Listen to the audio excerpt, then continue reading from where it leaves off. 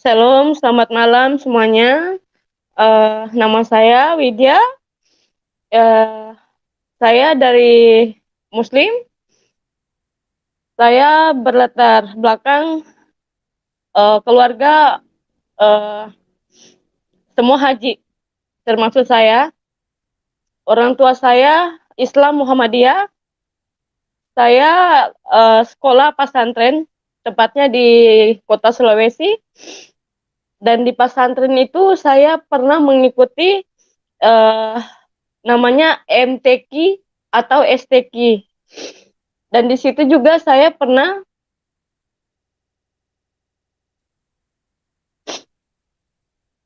selama Muslim saya sudah pernah menjalani yang namanya kalau hatam Al-Quran ya, hatam Al-Quran.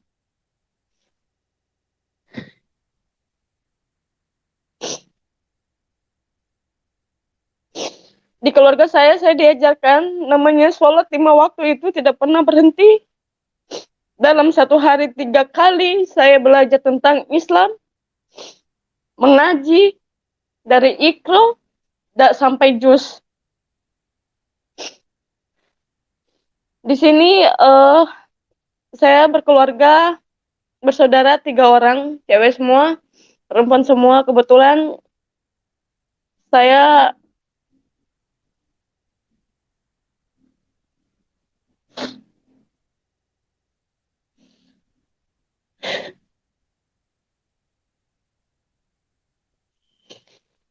saya memilih Tuhan Yesus. Dari sempat saya kecelakaan, koma 10 hari, dan dirawat di rumah sakit di Jakarta. Di situ saya tidak tahu dan sempat kecewa di saat saya koma. Yang datang itu kenapa bukan Tuhan yang selama ini yang saya sembah. Saya heran di saat saya koma itu jidat saya ditepuk dengan kata, maukah engkau mengikut saya? Saya di situ terdiam, tidak menjawab apa-apa. Tapi setelah bayangan itu datang, kenapa saya bisa bedakan? Kalau datang itu Tuhanku yang sebelumnya, itu tulisan Allah saya tahu. Tapi ini datang dengan tongkat yang 1 meter, itu Yesus salib ya, salib. Nah, tiba-tiba saudara saya video, dia ngerasa bercanda, dia bercandain saya, bilang, kamu kenapa? Kamu ngelihat apa? Kamu sadar nggak ngomong ini? Kata dia gitu. Itu di rumah sakit Susada ya. Diliatin gini. Saya sampai heran, sampai bingung, sampai diam dan tidak berkata-kata apa-apa. Dan setelah itu saudara saya bilang di silent saja, dan juga bilang jalani apa yang menurut kamu baik, dan suatu saat kamu pasti tahu apa pilihan yang terbaik. Nah, setelah itu banyak banget kuasa Tuhan. Kenapa saya sampai memutuskan untuk mengikut Tuhan? Dari 2007 itu saya belum yakin, saya masih ragu karena saya masih mendalami agama saya sebagai seorang Muslim, sebagai seorang haji. Di keluarga saya itu betul-betul yang namanya sholat jamaah, sholat sunnah, makan sunnah, puasa sunnah, semuanya saya jalani. Tapi semenjak saya kena kena insiden itu, saya lepas, saya ragu, karena di mana saya yang lagi sekarat, yang datang Tuhan Yesus. Saya berterima kasih di antara dua Tuhan, berterima kasih di Tuhanku atau di Tuhan Yesus. Di masa-masa sekaratku, yang datang malah Tuhan Yesus. Jadi di 2018, saya menguatkan hati, izin ke orang tua untuk mengikut Tuhan Yesus. Selama berbulan-bulan, saya meminta izin dan bergumul dan tetap bergumul.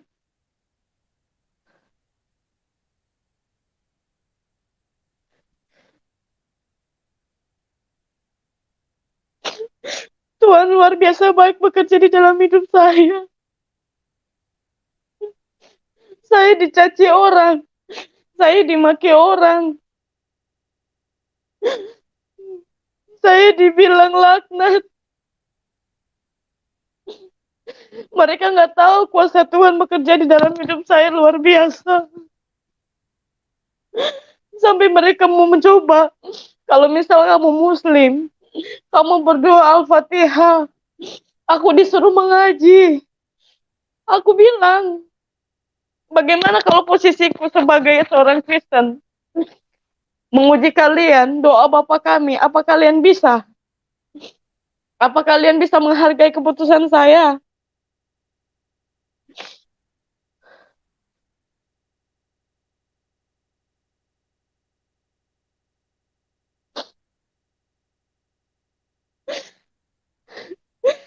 Tuhan luar biasa bekerja dalam hidup saya. Memang orang pikir ikut Tuhan Yesus itu mudah, gampang. Saya diuji. Papa saya meninggal, saya kena masalah. Usaha saya habis. Dimulai dari nol. Rumahku rata dengan tanah. Keluargaku banyak yang meninggal. Doaku dalam hati, Tuhan, apapun yang kau berikan ujian kepada hambamu ini, hamba tidak akan pernah berpindah dari iman hamba. Itu doaku. Kalau dengan ini menguatkan imanku, Tuhan, hamba siap apapun itu. Sebulan papa di rumah sakit, video call, ngeliatin pesannya, Wi, papa sudah percaya, nak. Pilihanmu itu pasti sudah yang terbaik. Jangan pernah sia-siakan. Lakukan yang terbaik buat Tuhanmu yang sekarang. Kalau misal besok-besok papa sudah tidak ada, tetap beriman sama Tuhanmu. Begitu bijaknya orang tuaku. Karena memikul kayu salib itu tidak gampang loh. Papa sempat bilang gitu. Di saat itu, banyak banget kesusahanku. Banyak banget cobaanku. Tapi tidak pernah sedikit pun di hatiku ini kecewa. Tidak pernah hatiku ini bilang, Tuhan kenapa engkau seperti ini? Kenapa Tuhan uji aku seperti ini? Tidak pernah. Demi Tuhan. Demi Tuhan. Semakin diuji, semakin kuat hatiku. Semakin diuji, semakin kuat hatiku.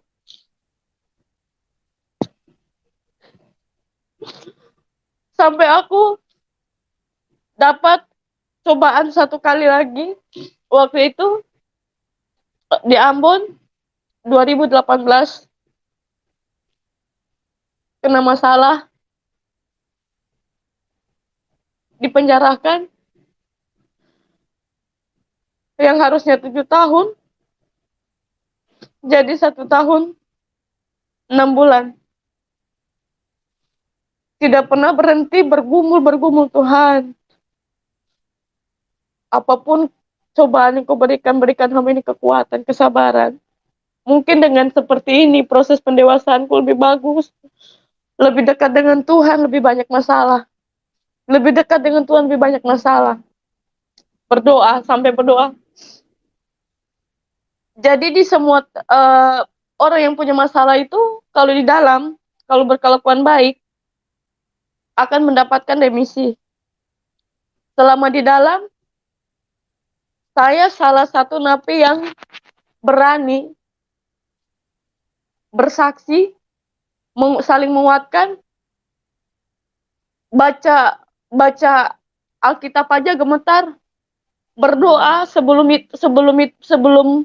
bersaksi, berdoa mengalir sampai uh, dapat kabar pengurusanku itu, setelah semua kesaksianku, setelah berdoa, setelah semuanya itu sudah ikhlas atau semua udah lepas, Tuhan, terserah Tuhan, biar Tuhan yang bekerja dalam hidupku. Dapat lagi kabar, ternyata saya tidak dapat remisi, saya harus jalani murni 1 tahun 6 bulan. Saya jalani murni. Saya berdoa lagi, Tuhan, jika ini yang terbaik, saya ikhlas. Saya pasrahkan kepada Engkau. Tapi hamba memohon Tuhan, mudahkan setiap proses hamba. Berikan hamba yang terbaik.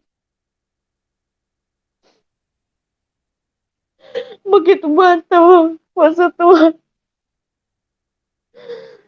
2 bulan dari situ, saya dibebaskan tanpa syarat. Tuhan, mujizat begitu nyata. Itu dalam hatiku pas menerima surat itu ya.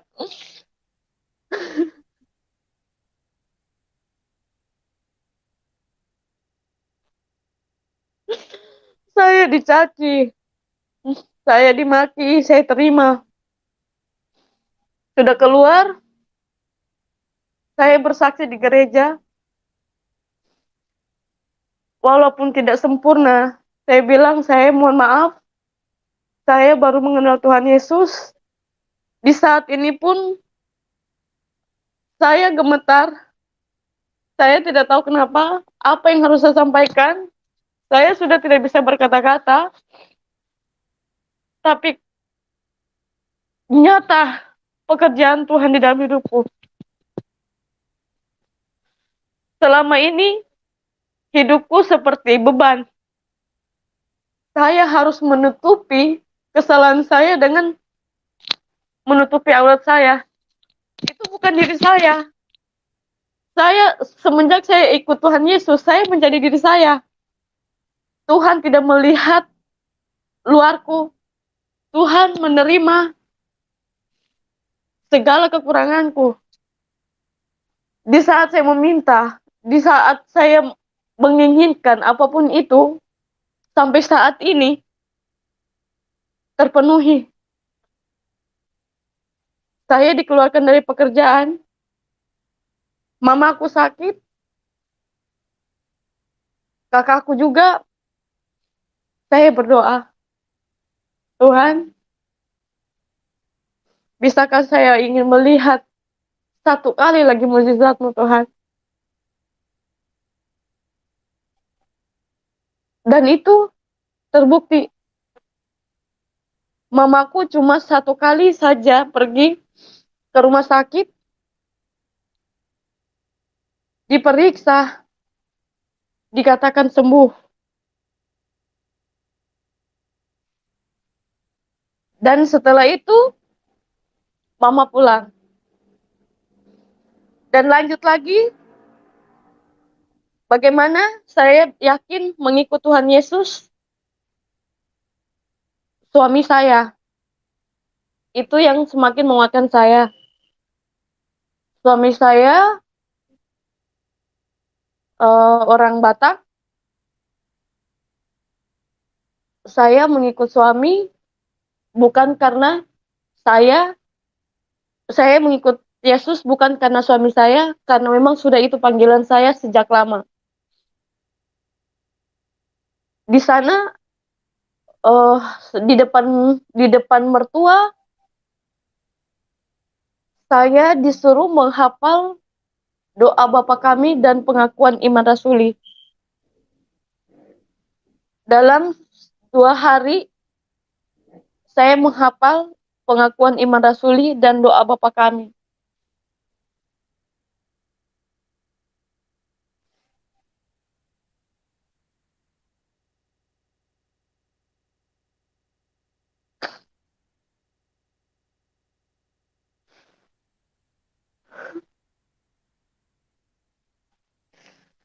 Tuhan begitu baik.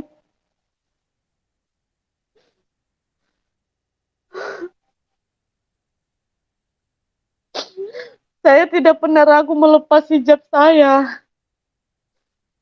Saya tidak pernah ragu meninggalkan keluarga saya. Saya hidup sendiri.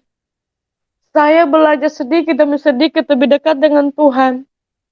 Hingga saat ini, diuji dalam bentuk apapun, saya tidak pernah menyerah.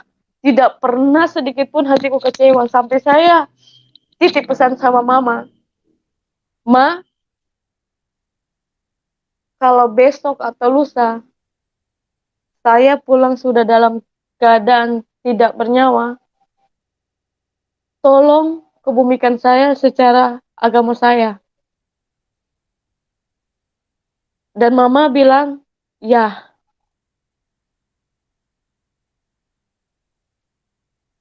Terus saya kembali lagi ya, selama di pesantren, saya itu tidak pernah meninggalkan 5 waktu. Saya tidak pernah meninggalkan yang namanya puasa Senin Kamis. Karena puasa Senin Kamis itu, kalau seperti kita di Kristen puasa Ester ya. Puasa Senin Kamis itu lebih banyak lebih banyak amalnya. Itu tidak pernah saya tinggalkan. Puasa Senin Kamis, makan sunnah. Makanku bukan makan seperti makan biasa, karena Muhammadiyah itu beda. Muhammadiyah itu kalau meninggal tidak ada doa 10 hari, 7 hari, 10 hari, 14 hari, sebulan, 14 hari, atau 100 hari itu nggak ada. Meninggal langsung dikubumikan. Di dalam pesantren, saya itu terpilih mengikuti MTQ.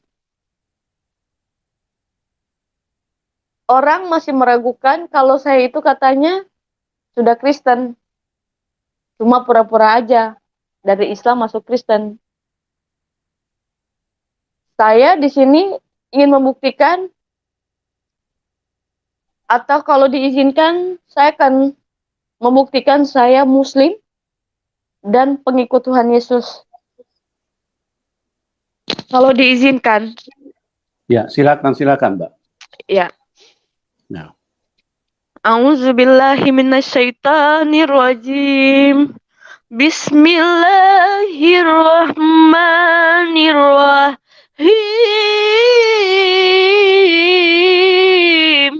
Maaf suara saya seperti ini karena saya menghargai agama saya yang sekarang.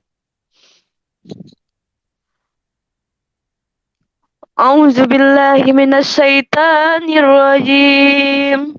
Bismillahirrahmanirrahim. Alhamdulillahirabbil alamin. Ar-Rahmanir-Rahim. Maliki yaumiddin. Iyyaka na'budu wa iyyaka nasta'in. Ihdinas siratal mustaqim. Siratal ladzina an'amta 'alaihim ghairil maghdubi 'alaihim waladdallin. Kalau surat Al-Fatihah, Bismillahirrahmanirrahim. Alhamdulillahirabbil alamin. Sekarang saya nggak bisa. Bukan saya nggak mau buktikan kalau saya Islam. Saya lebih menghargai agama saya saat ini. Qul huwallahu ahad juga saya hafal. Karena sudah lama saya melepas yang namanya hijab itu dari 2007. Ya, cuma itu yang bisa saya sampaikan di saat ini. Cuma itu yang bisa saya tunjukkan. Bismillahirrahmanirrahim. Alhamdulillahirrahmanirrahim. Ar-Rahmanirrahim. Malik yaumiddin. Iyyaka na'budu wa iyyaka nasta'in. Ihdinas siratal mustaqim. Siratal ladzina an'amta 'alaihim ghairil maghdubi 'alaihim waladdallin. Amin. Itu Al-Fatihah. Itu banyak. Kalau saya lagi nggak sakit, saya akan mengaji dengan suara yang lebih baik dari ini. Karena saya lagi nggak enak badan, di saat ini lagi saya masa pemulihan, tapi karena kuasa Tuhan saya bisa tetap duduk dengan tenang, karena niat saya ingin tetap memuliakan Tuhan, mendoakan orang tua saya, mendoakan keluarga saya dalam nama Tuhan, dan mereka saat ini baik-baik saja.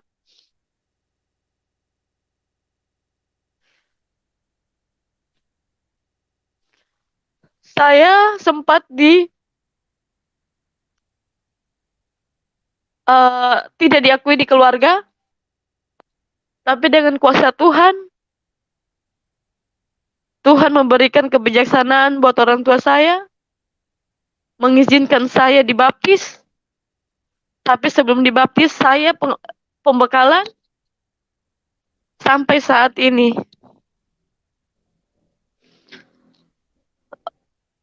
Apa, Pak? Halo? Halo, ya. Gimana Mbak Widya?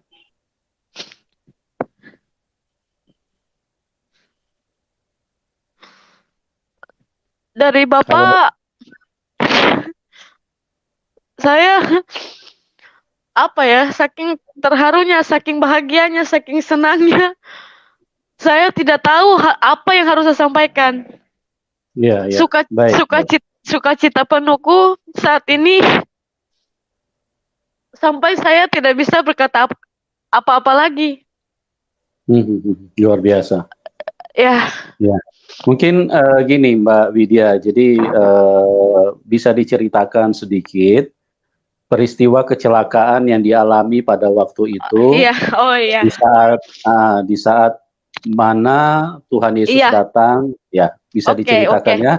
Bagaimana kejadian kecelakaannya? Silakan. Iya, ini sudah maaf saking senangnya ya. Jadi waktu itu saya di Jakarta, saya bersama sepupu saya lagi jalan-jalan, sekalian mau beli makan. Di perjalanan, karena saya sedikit bandel, saya nggak pakai helm. Di perjalanan itu saya kecelakaan. Saya kecelakaan koma selama 10 hari. Dirawatnya di rumah sakit Husada. Ini maaf ya, saya lihat nih. Ini mana ya? Gimana ya ngeliatin ini? Iya, benar-benar kelihatan. Ini kelihatan ya. Gigi saya ini. Itu. Iya, itu bekas pecahan. Gigi saya ini. Iya. Ya kelihatan. Itu 10 hari di dalam rumah sakit, saya koma. Saya tanpa sadar di dalam koma itu saya melihat yang datang itu bingung. Ini bawah tongkat ya. Kalau Tuhan saya harusnya kan itu Tuhan Allah. Saya tahu tulisan lafal Allah itu saya tahu. Tapi ini yang datang bawa tongkat dengan salib. Dan di dalam koma saya itu ada rekamannya ada. Di dalam komaku tuh jidatku digini. Terus digini, maukah engkau mengikut saya? Saya tidak menjawab. Tapi pas setelah bayangan itu pergi dengan kayu salib itu, saya panggil, Tuhan Yesus, Tuhan Yesus, Tuhan Yesus. Dan itu, kenapa saya percaya? Karena itu ada video. Itu direkam sama sepupu saya yang jaga saya waktu saya koma. Pas saya sadar, saya kaget ditunjukkan video ini. Sepupu saya bilang gini, Wi, kamu sadar nggak ngomong apa seperti ini? Coba lihat. Saya terdiam, saya bingung, kok bisa? Dari situ saya sudah mulai goyah. Dari situ saya lepas hijab saya. Saya dulu bercadar. Saya lepas pelan-pelan. Saya jauh dari keluarga saya. Memperdalam setiap hari Minggu saya ikut seminar atau apa kegiatan kebaktian apa tuh saya ikut. Saya pelajari, saya lihat sampai ternyata damai. Ternyata damai. Saya tidak perlu menjadi orang yang munafik. Saya tidak perlu menjadi orang yang harus bilang apa ya, menutupi kesalahan saya dengan menutupi aurat saya. Saya tidak perlu lagi di luar harus seperti berhijab. Terus sebenarnya tindakanku itu tidak sesuai dengan pakaianku. Dan di situ saudaraku yang rekam titip pesan, Wi, kalau itu memang yang terbaik, kalau apa yang ada di penglihatanmu itu, suatu saat kamu tahu jawabannya. Dan jawabannya itu saya temukan di 2018. Saya terpanggil, saya mengikut Tuhan Yesus, saya sudah dibaptis, dan sampai sekarang. Mbak Widya, Ya, mungkin bisa diceritakan bagaimana sampai bisa terpanggil. Jadi pada saat itu ketemu dengan seseorang, iya, kemudian ini. Jadi biar iya, ceritanya bisa jadi lengkap ya. iya, Silakan. iya. Oke. Jadi, kenapa saya ikut Tuhan Yesus? Kemarin saya di Jayapura. Di Jayapura saya ada pekerjaan. Ketemu dengan suami di sana. Itu belum jadi suami ya, masih pacaran. 2 minggu kenalan, saya dibawa ke orang tuanya. Kebetulan orang tuanya itu di Wamena. Dari Jayapura, dari Sentani ke Wamena itu 45 menit naik pesawat. Setelah saya sampai di Wamena, saya pikir ya saya cuma jalan-jalan, diperkenalkan, mana ada lah cowok zaman sekarang mau serius dan bawa ke orang tuanya, saya pikir seperti itu. Dan ternyata pikiran saya salah. Diperkenalkan dengan keluarga dari suami saya. Selama di sana, pas seminggu di sana, mertua saya nanya, selama ini Roy ini tidak pernah bawa perempuan ke rumah ini, apalagi ini rumah orang tua, bukan rumah sendiri, bukan rumahnya sendiri. Dibawalah ke rumahnya. Terus apa kamu hamil? Mertua tanya seperti itu. Saya bilang tidak. Saya sama Roy berteman. Saya pengen jalan-jalan. Oke, udah clear. Dari situ, setelah lama di situ, mungkin karena mertua lihat Roy suka nyaman karena selama ini di rumah itu tidak ada yang bisa ngebantah Roy, bukan nggak menghargai ya, bukan nggak menghargai orang tuanya. Dia itu anak terakhir, dia itu manja, semua apa yang dibilang sama dia harus. Tapi yang bisa mengendalikan itu saya. Apa yang saya bilang dia turutin. Nah, karena itu jadi mertua saya ini respect. 2 minggu kemudian ditanya, eh Me itu artinya adik atau nak atau inang. Me, apa kamu serius sama Roy? Maksudnya bagaimana? Apakah kamu siap ikut Roy? Saya berpikir bisa dikasih saya waktu untuk seminggu karena saya harus izin dengan orang tua saya.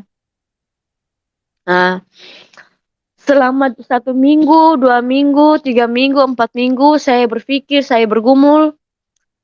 Saya bergumulku bukan lagi secara Islam ya. Bergumulku itu ngomong aja, ngomong. Saya bagaimana menyampaikan ke orang tua. Saya memberanikan diri setelah 3 bulan. Saya izin ke orang tua. Kepada pertama, mama. Karena kalau kita di keluarga, mama itu yang nomor 1. Saya izin ke mama dulu. Ma, assalamualaikum. Mama jawab, waalaikumsalam warahmatullahi wabarakatuh. Tumben telepon. Iya mah. Ini kebetulan saya lagi di Wamena. Saya lagi di rumah calon suami saya atau calon menantu mama. Tapi, ada tapinya. Tapi calon menantu mama ini tidak seiman dengan kita. Karena itu saya minta izin dengan mama, minta restu mama, minta restu papa, minta restu keluarga, kakak pertama, kakak kedua, saya mohon restu. Handphone langsung dimatikan. Bergumul lagi. Saya telepon lagi, handphone dimatikan. Saya telepon lagi, handphone dimatikan. Di SMS. Anggap saja papa, mama, keluarga sudah tidak ada. Dibilang seperti itu. Berdoa lagi. Mertua bilang, bawa dalam doa. Berdoa lagi. Tuhan, jika kehendakmu itu yang terjadi, saya siap. Tapi mudahkan Tuhan, apapun yang jadi bebanku saat ini. Apapun yang jadi permintaanku Tuhan, mudahkan. Mungkin ada yang gak percaya. Saya telepon mama pas saya pulang ibadah. Saya telepon mama. Assalamualaikum Bu Haji. Uh, Kalau mama jawabnya waalaikumsalam warahmatullahi wabarakatuh, anakku. Ibu Haji juga. Nah, gitu kan? Sudah. Ma, ini yang terakhir saya izin sama mama, saya minta restu mama,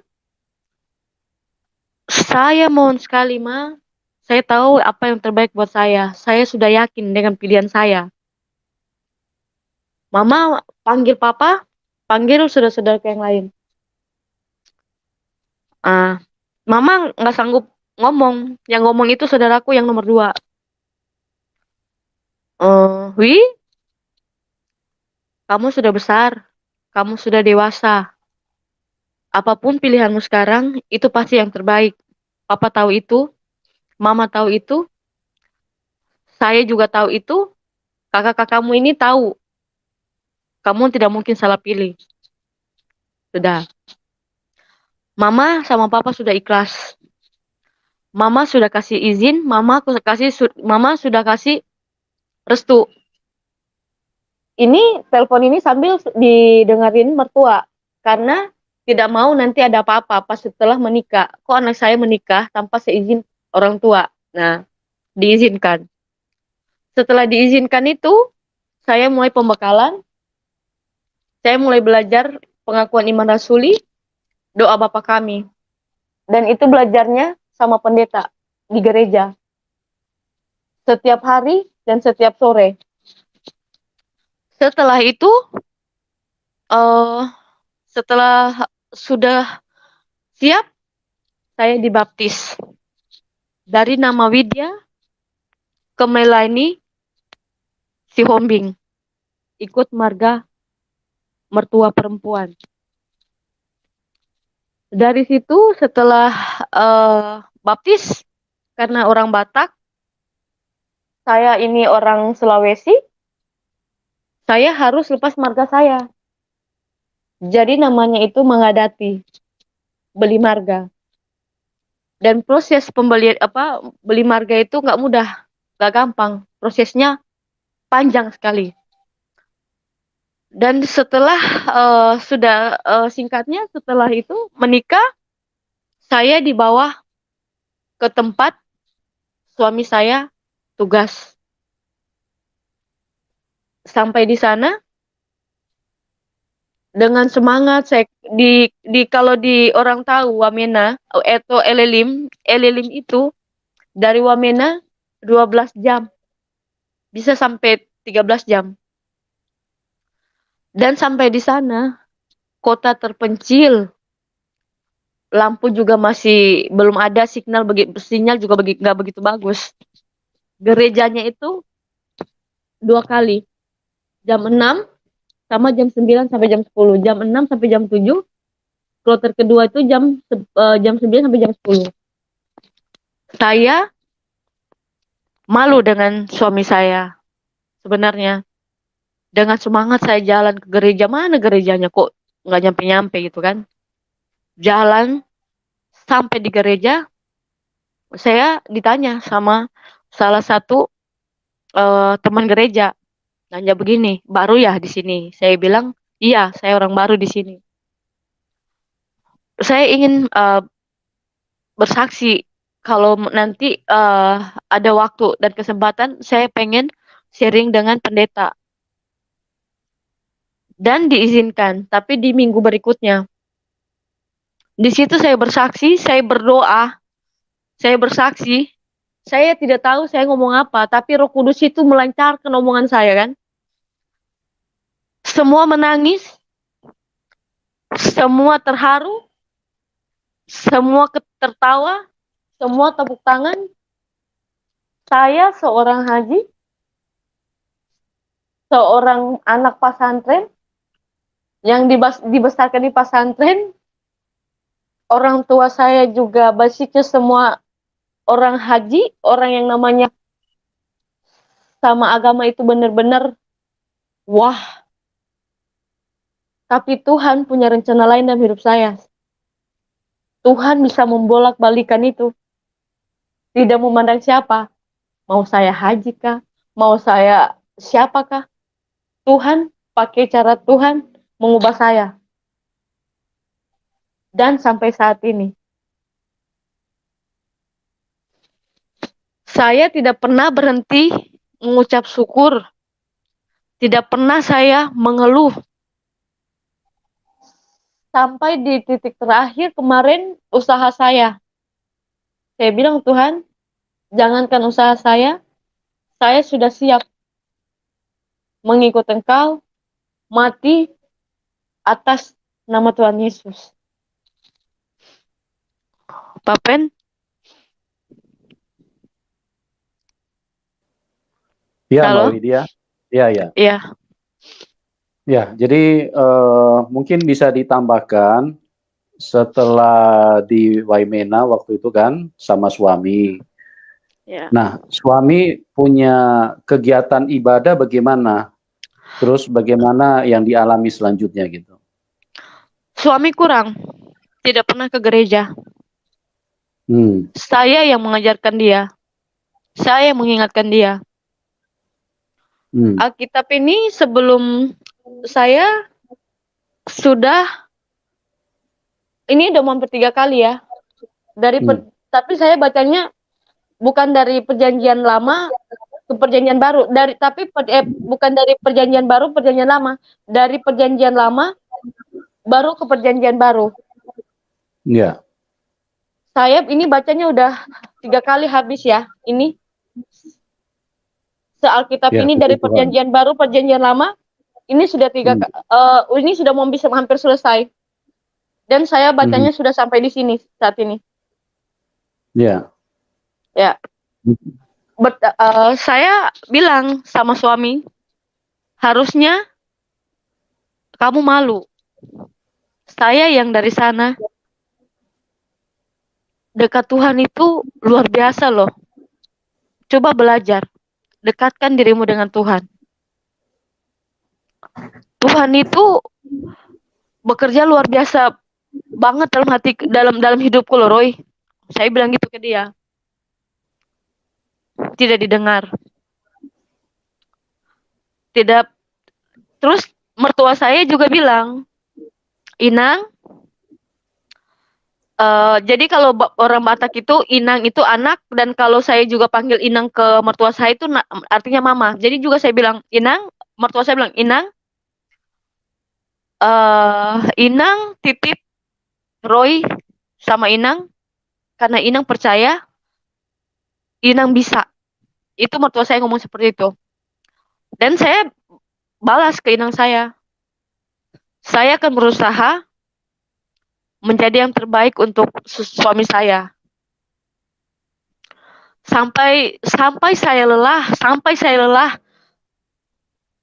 dia sampai bukan lelah bilang untuk mengajak dia, bukan. Sampai saya lelah pun dia cuma bilang, Saya bilang saya malu. Kamu yang harusnya malu, tapi saat ini saya yang malu. Saya loh yang ngajarin kamu, bukan kamu yang ngajarin saya. Terus saya setiap minggu ke gereja, sampai orang di LLIM itu, saya di sini bukan semua agama mengajarkan kita baik. Cuma di saat ini saya merasa lebih nyaman, lebih damai, lebih tenang. Saya berdoa malam ini, besok saya dapat. Puji Tuhan, saya dapat. Saya minta ini, saya minta itu, Tuhan cukupkan. Terus ada lagi kejadian kemarin waktu saudara saya di rumah sakit, dia jantung. Saya berdoa saya izin ke mereka, saya bilang, saya izin berdoa, tapi dengan caraku. Mudah-mudahan, itu tapi ini bukan doa ini ya, saya berdoa ini sambil telepon. Dan didengarkan sama mereka. Saya berdoa,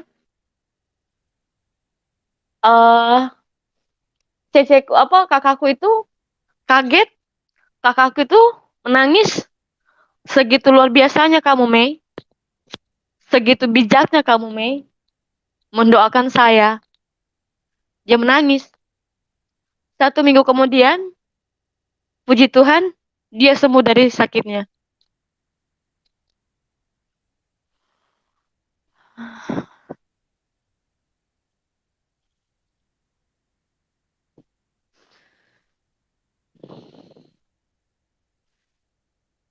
Sekali lagi saya bilang, jangan pernah berhenti bersyukur. Jangan pernah bosan untuk tetap berdoa. Jangan pernah merasa Tuhan itu tidak pernah menolong kita. Mungkin belum saat ini, tapi nanti pasti ada. Papen. Iya,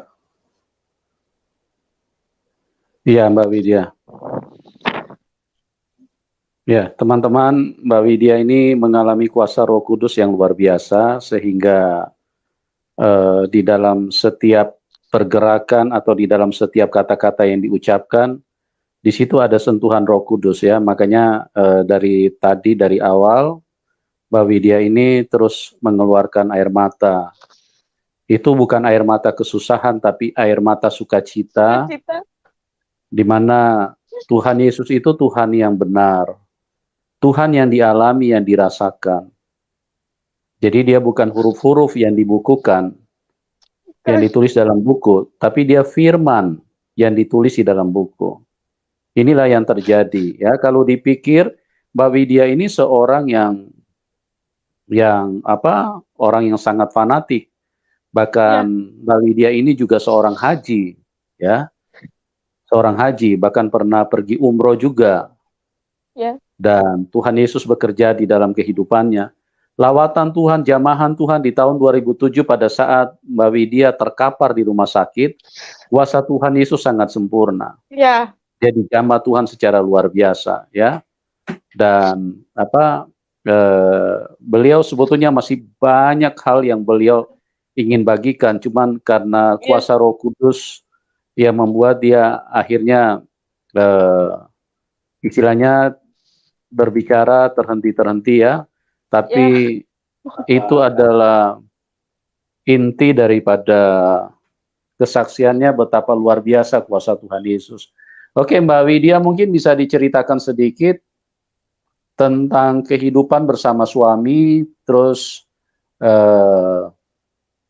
mungkin bisa diperjelas apakah Mbak Widya itu ikut Tuhan Yesus itu karena dipengaruhi dengan perkawinan apa bagaimana, Mbak Widya? Coba diperjelas lagi. Kan Oh, memang iya, 2007 Mbak Widya kan sudah dijamah Tuhan Yesus, cuman belum iya. mengikut Belum Tuhan. terpanggil, Ya, iya, belum. ya, silakan dijelaskan. Iya, iya. Jadi 2007 itu memang sudah terpanggil cuma belum peka. 2018 itu pas merit itu nikah memang sama-sama sama suami itu bukan karena suami Kristen. Kalau karena suami, karena kalau cuma karena suami saya ikut Tuhan Yesus dan sekarang saya sudah tidak sama suami. Kemarin saya sudah dijanjikan kalau saya kembali, saya akan dikasih hadiah yang bagus dari keluarga saya, yaitu hadiah haji lagi, tapi bukan haji umroh ya. Itu itu dibujuk ya. Saya mengikut Tuhan Yesus bukan karena status suami saya Kristen. Saya mengikut Tuhan Yesus sampai saat ini, walaupun saya sudah disakiti, saya sudah tidak sama-sama suami lagi, saya tetap ikut Tuhan Yesus. Karena saya yakin Tuhan Yesus itu juru selamat saya. Dan saya sudah melihat banyak hal. Bukan, jadi tidak bisa saya gambarkan dengan kata-kata ya. Saya sudah banyak melihat mujizat Tuhan. Makanya walaupun saya diuji dengan seperti apa, walaupun saya sudah tidak dengan suami, walaupun saya sudah dibujuk rayu untuk kembali lagi, saya tidak mau. Saya memilih suicide saat ini. Saya tidak butuh itu karena apa? Perjanjian saya antara Tuhan, bukan antara manusia. Saya berkomitmen dengan pilihan saya. Saya sudah siap mati dalam nama Tuhan. Apapun itu, saya sudah siap, Pak. Ya, luar biasa ya. Ya. Oke, terus saat ini dengan keluarga komunikasi bagaimana, Mbak Widya? Komunikasi, alhamdulillah, Mama bilang ya lancar. Jadi gini ya, saya juga cerita sedikit ya. Mama tuh, jadi waktu saya pulang, Mama tanya gini, Wi, terus nanti kalau mau ibadah, kamu ibadah di mana? secara kan kita di sini kan Muslim semua. Kamu ibadahnya bagaimana kan kalau nah saya bilang kalau kita ibadah di rumah itu namanya kebaktian atau apa kita mengucap syukur di itu kita di rumah. Kalau ibadah itu hari Minggu di gereja, bukan di rumah. Jadi kalau misal saya mau ibadah, saya ke gereja. Saya nggak mungkin ibadah di sini. Mama masih komunikasi sampai saat ini. Dan Mama juga bilang, jangan pernah lepaskan apa keyakinanmu sekarang. Jalani dengan baik dan tekun. Itu pesan Mama. Baik. Terus kalau dari keluarga siapa aja yang menentang waktu Mbak Widya mengikut Tuhan Yesus, memutuskan untuk jadi pengikut Tuhan Yesus? Keluarga besar. Iya, keluarga besar siapa aja yang menentang? Terus dalam bentuk apa tekanannya? Tekanan Saya dari mereka? sudah tidak dianggap keluarga, sudah dianggap mati, dan sudah diusir dari keluarga. Ya, ya. Jadi saat itu ya saya pilih pergi, saya pilih untuk tidak stay, jadi saya pilih pergi. Gitu.